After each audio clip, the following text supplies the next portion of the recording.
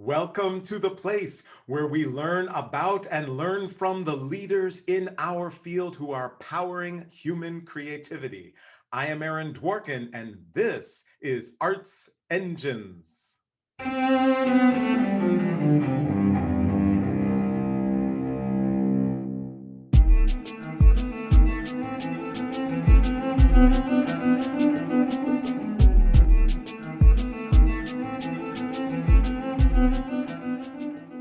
Thanks again for joining me here on Arts Engines. Today's guest is Mónica Lugo, who serves as Interim Department Chair for Strings, as well as head of the Alegre Strings program, which we are going to talk about, as well as being faculty for violin at the Merit School of Music. Mónica, welcome to the show. Thank you, Aaron. Great to be here. So I am so excited to just talk with you about these things and about this specific program, which is based at Merit School of Music, who is one of our wonderful creative partners here at Arts Engines, helped co-curate this show. But before we kind of delve specifically into that, I was just wondering if you could kind of just share. I always like to, a lot of our audience like to kind of know, they hear people's titles, but they kind of like to know, what does that mean in terms of their role at a particular institution? So if you could kind of just give us a quick overview on kind of the breadth of work that you do at Merit. Definitely, yes. I will start by saying that my focus at Merit is the Suzuki Alegre Strings program, which is a unique program based on the Suzuki method of string training, but infused with Latinx traditions. The program was founded over 20 years ago by Shalisa Tain Ugaz in the Pilsen neighborhood of Chicago, which is a very vibrant Mexican neighborhood in our city. At first, our students were mostly of Mexican descent, but with the years, it has evolved to including students from all the demographics of our city. So on a day-to-day basis, I teach the violin choirs, which are the top most advanced violin students within our program. I coach chamber music groups and I teach violin private lessons. I am responsible for the high quality of performances within our program and also for selecting and developing of what we call the Alegre curriculum. I meet regularly with faculty and staff to develop, refine, and implement ideas. Awesome. So this is just, obviously such incredibly important work that you do. And, Merit, of course, stands, nationally, internationally as one of, just these profoundly impactful programs in our communities.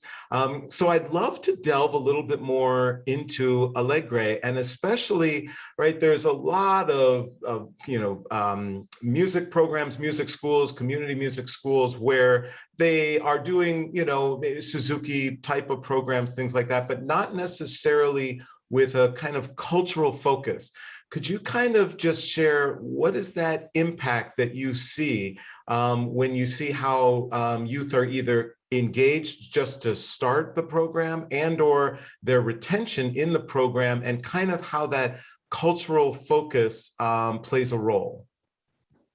Yes, I would start by saying that we believe in our program that by teaching a diverse repertoire, we help our students better develop the qualities of a great leader, which I think I speak for most teachers when I say that a teacher's goal is to help each student become the best person they can be. Awesome, awesome. So, which means to me, a leader in the community. And when we think of a leader, we think of many qualities: integrity, empowerment, collaboration, trust, honesty, humility. And many, if not all of these qualities can be taught just by teaching the musical instrument itself. But in our program, we believe that by exposing our students by broadening their view to their view of the world, we help them develop and put to the test the qualities of what I call a great leader. Awesome.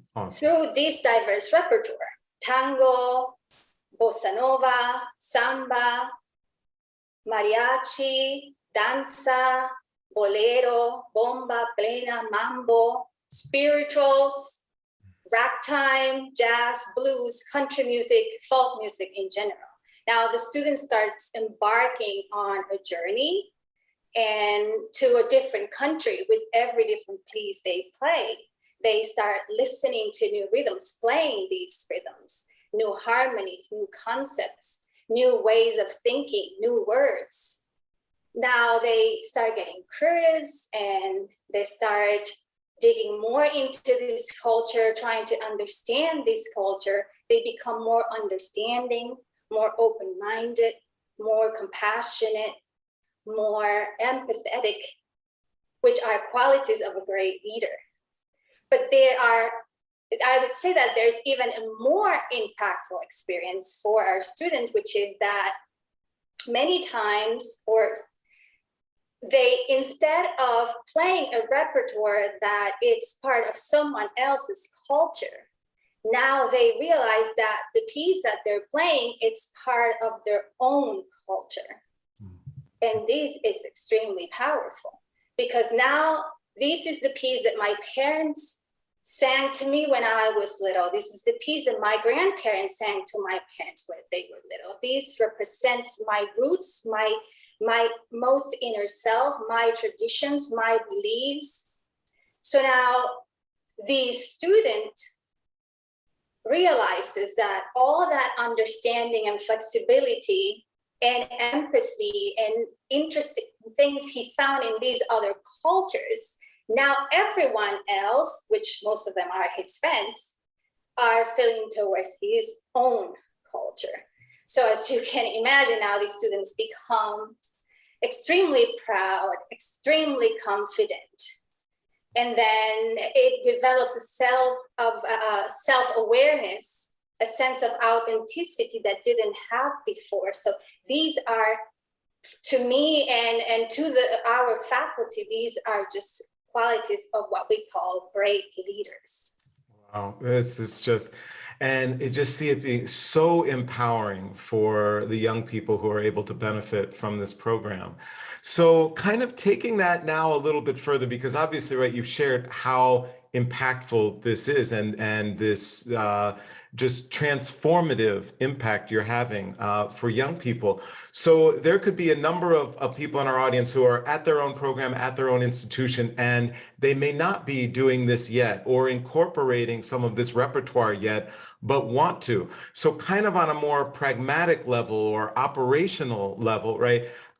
How can they start if they're like, well, we want to do this, but how do we find this music that kind of fits with, our kind of Suzuki-based training, but represents, Latinx composers or other composers of color? What can they do? What would you recommend for them?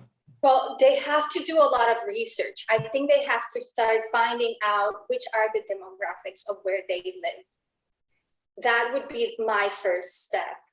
And then after that, I think that they would have to start digging into their culture. They would have to start asking them, what are the pieces that you love, their parents, their families. That would be a great first step. So they know, what repertoire will attract their community.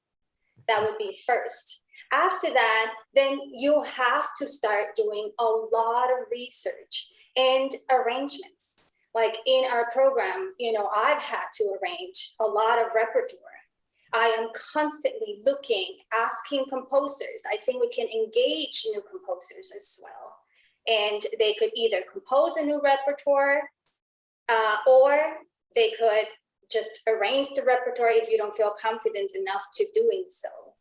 But it's a work in progress. I have to say that there's not so many of these repertoires. So I am constantly just listening and transcribing and then, transferring to the computer and then figuring out, what the piano part is, and can that be then put into a second voice? Because of course we want to develop these pieces should not be, and they are not either, just very simple repertoire.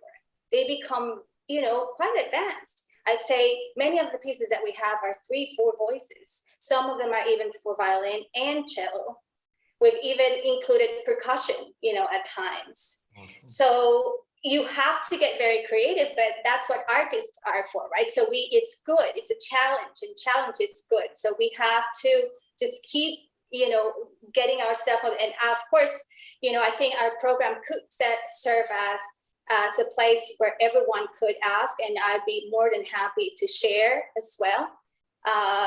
But we definitely think that the first step is to finding out what their communities are like and where they're coming from. Yeah, absolutely. Well, no, that sounds phenomenal. And I encourage our audience to reach out to learn, because you definitely are, just the shining example of this. And then, of course, many other resources as well. And I love how you say about doing the research. In other words, that this work, it doesn't just happen by magic, and sometimes, some programs are like, oh, well, maybe we'd like to do it. Somehow they're doing it. But the way it's done is through hard work, dedication, research, understanding the music, the artistry, how best to engage young people with it. Nothing can kind of take the place of that. So I love that you're sharing that.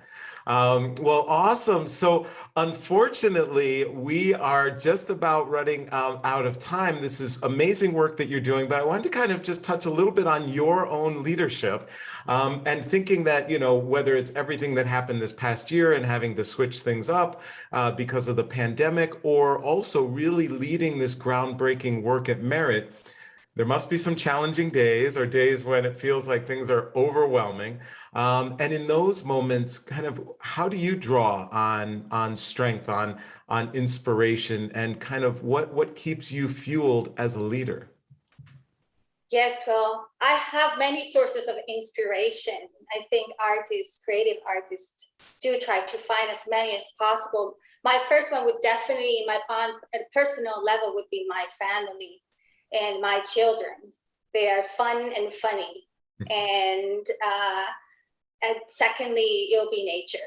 I think that this past year, nature has become extremely important to me. Walking an hour or two a day, just clearing, my mind and getting to enjoy the beauty of it. Then third, and professionally, I have to say, it's my students. And all the accomplishments they have gotten over the years, from very small accomplishments like learning how to vibrate, or learning how to play with an open or a closed knuckle, to play in tune, or to, being able to say no to drugs at school, or feeling that they're not lonely at school because they have other group of friends at Merit, or come walk into the classroom and saying to me, Miss Lugo, I can't believe it yet, but I got 99% on my SAT score. Or another student that walks in and says to me, I got to the college of my dreams with a full scholarship. And these are realities that we see at Merit, every year. And so they serve as great inspiration to me, without a doubt. Wow. Mónica Lugo, you truly are one of the arts engines who is powering human creativity in our world. Thank you so much for everything you do, and thank you so much for being on the show. Thank you, Aaron. It's great to be here.